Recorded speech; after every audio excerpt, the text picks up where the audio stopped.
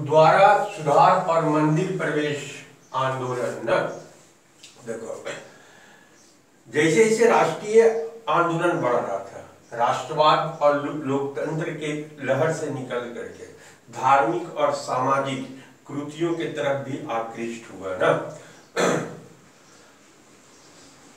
जो महत्वपूर्ण हुआ पंजाब में अकाली आंदोलन है ना, वायुकोम सत्याग्रह केरल में और गुरुवायूर सत्याग्रह, दो ठो केरल में ना। अकाली आंदोलन के अंतर्गत जो था, इसके अंतर्गत जो था कि आंदोलन का मूल मकसद जो था वो गुरुद्वारों का जो भ्रष्ट महंत लोग था उससे गुरुद्वारों को मुक्त कराना था ना। गुरुद्वारों को जब महाराजा रणजीत सिंह का शासन काल था तो बहुत सारा भूमि और धन संपत्ति दान में दिया गया था, जिसके चलते जो गुरुद्वारा का महंत लोग था उसमें विलासिता आ गया था ना। अब देखो 18वीं शताब्दी में ये जो माने गुरुद्वारों का प्रबंध जो है वो उदासी सिख महंतों के हाथ में आ गया ना। ये उदासी सिख महंत वही महंत थे लेकिन दाढ़ी वगैरह नहीं रखते थे। नतीजा होता था कि मुस्लिमों का जो कोप भाजन होता था उससे ये लोग बच जाते थे। मुस्लिम शासक लोग यही सोचते थे उस समय कि ये जो है वो हिंदू धर्म गुरु है, जिसके चलते ही उनके कोप से बचे रहे ना। अब देखो जब 1920 आया असहयोग आंदोलन के समय में, उस समय इस अकालियों को भ्रष्ट माने गुरुद्वारों को भ्रष्ट महंतों से मुक्त कराने के लिए आंदोलन और तेज हो गया ना। अलग अलग ग्रुप बना और उसके खिलाफ में आंदोलन करने के लिए इन ग्रुपों को जत्था के नाम से जाना गया ना। इसमें सबसे महत्वपूर्ण जो मुद्दा उठा असहयोग आंदोलन के समय 20 आसपास जो है स्वर्ण मंदिर और अकाल तख्त का मुद्दा उठा ना। 1920 में स्वर्ण मंदिर और अकाल तख्त का प्रबंधन के लिए एक नया समिति का गठन किया गया।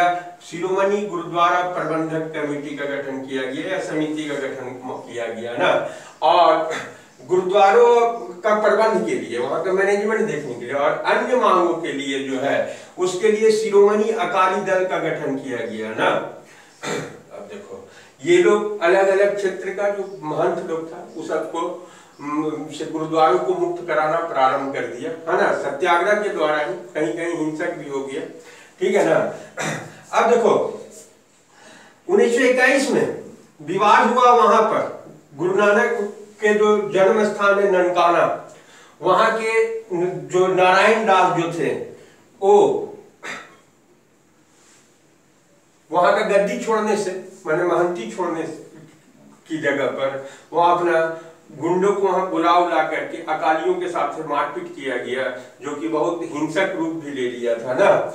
लेकिन वहां का भी ननकाना साहब वाला भी मुक्त हो गया ना। बहुत लड़ने झगड़ने के बाद 1921 में एक और हुआ, स्वर्ण मंदिर का तोशाखाना की चाबी पाने के लिए प्रबंध तो दे दिया था सरकार, तोशाखाना का चाबी नहीं देना चाह रहा था। लेकिन प्रिंस ऑफ वेल्स का यात्रा जिसका विरोध करने का निर्णय हुआ, नतीजा हुआ सरकार जो है वो सरकार जो है उस समझौतावादी रूप को अपनाया ना। अब देखो दूसरा जो वहां पर थोड़ा सा विरोध हुआ वो अमृतसर के निकट एक ढोके वाला जगह है ना, वहां का जो महंत था वो दे दिया, मैंने गुरुद्वारा का प्रबंधन जो दे दिया अकालियों के हाथ में, लेकिन उसके पास वाला जमीन पर अपना अधिकार रखे हुए था। खाना बनाने के लिए अकाली लोग एक पेड़ काटा तो लोग पर चोरी का केस कर दिया। नतीजा हुआ कि विरोध होना प्रारंभ हो गया है ना। विरोध होना प्रारंभ जो हुआ, ठीक है ना, बाद में यहाँ पर भी हुआ, मामला जो है सरकार के द्वारा सलटाया गया बाद में ना। अब देखो 1925 में गुरुद्वारों के प्रबंधन के लिए एक निर्वाचित समिति सरकार बनाने का घोषणा किया ना। ये निर्वाचित समिति जो है उसका भी नाम रखा गया शिरोमणि गुरुद्वारा प्रबंधक समिति है ना। यही गुरुद्वारों का प्रबंधन से रिलेटेड आज तक यही काम कर रहा है ना। अब देखो छुआछूत के खिलाफ में ना 1917 में कांग्रेस एक प्रस्ताव पारित किया है ना कि जो पिछड़ी जातियां हैं उनको हे दृष्टि से न देखा जाए ना। अपील किया गया था लोगों से। गांधी जी पहले नेता थे जो छुआछूत को है ना जिस तरह से राष्ट्र को गुलामी के चंगुल से मुक्त करना था, उसी तरह से छुआछूत भी उसके बराबर ही मांगे कि छुआछूत का उन्मूलन होना बहुत जरूरी है ना समाज की तरक्की के लिए।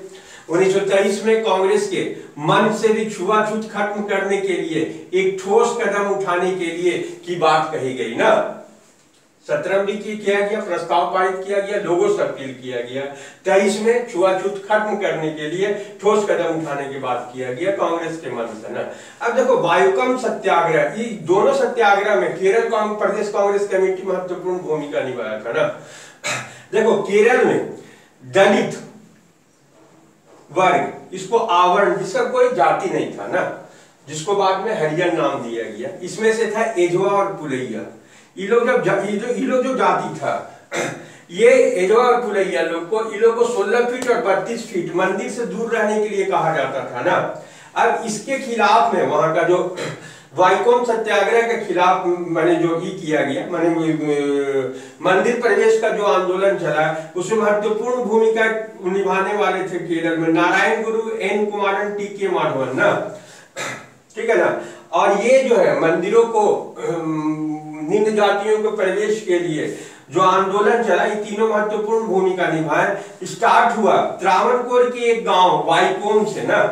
केरल प्रदेश कांग्रेस कमेटी जो है इसमें महत्वपूर्ण भूमिका निभाया और इसमें वाइकोम में मंदिर में प्रवेश करने के लिए, वाइकोम जो है जगह, वहां मंदिर के चारों पर तरफ ना रास्ता था, उस पर भी चलना मना था ना। और इस मंदिर में छोटा जाति या जो पिछड़ा जाति था उसको में, जिसको हरिजन बाद में कहा गया, उसको प्रवेश में बंद था ना। केरल प्रदेश कांग्रेस कमेटी निर्णय लिया कि यहाँ पर सबको इस मंदिर में प्रवेश करवाया जाएगा ना, चाहे किसी जाति का हो।